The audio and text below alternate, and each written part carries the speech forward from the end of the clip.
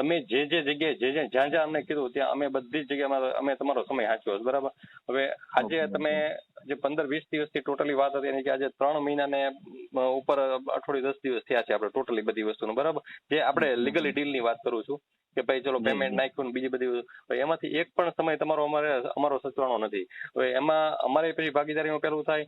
હવે no doubt આપણે વિશ્વાસે બધી વસ્તુ ચાલે છે, બધી તમામ પ્રકારની વસ્તુ, બરાબર. હવે આમાં અમે એ રીતના અટવાઈ બધી જગ્યાએ પેમેન્ટ અમારે ત્યાંથી પેલું નાખું, પહેલા અમે ત્યાં આપ્યું, પાછું બીજી વખત મેં આપ્યું જમીનવાળાને પેમેન્ટ, પાછું અહીંયા તમને ત્યાં 50 મોકલાવ, એક પણ રૂપિયો તમારા તરફથી તમે જે 5 જે અમને મોકલ્યા એની સિવાય તમારી પાસે અમારી પાસે કોઈ વસ્તુ નથી આવી. એટલે સ્વામીજી આમાં છે ને હવે અમે છે ને ખરેખર એટલે ઓક્સિજન ઉપર આવી ગયા છે ને કે એની કોઈ સીમા નથી બધી રીતે.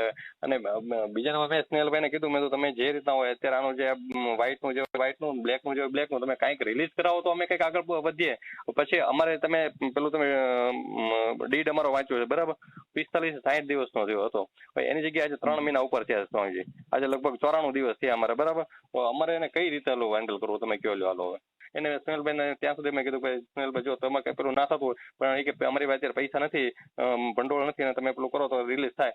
સારું કઈ નહીં, અમે બહારથી લાવીને અત્યારે ટકાવારી ઉપર લાવીને બધું એમને 50 લાખ રૂપિયા મોકલ્યા, બરાબર.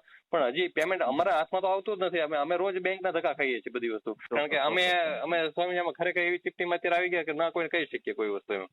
કારણ કે ઓલરેડી અમે 2.5 CR જેટલું તો બધું અમે પેલું કરી પલાળી દીધું બધું. હવે આગળ અમારે કેમ પગલું ભરવું બધી રીતે કયો લ્યો હાલો.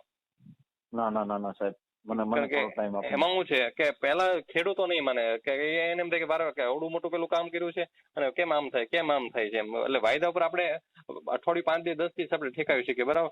હવે 2-3 મહિના આપણે એને કેમ કેવી રીતે અઠવાડિયે આપી શકીએ, 15 મહિના આપી શકીએ, એવું થાય છે એમ પરિસ્થિતિ.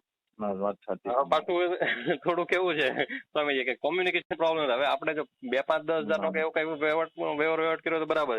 હવે 80 CR નું કામ કરી અને જો આપણું કોમ્યુનિકેશન ના રહે તો પણ થોડું તકલીફ વાળું રહે અમારા માટે એમ.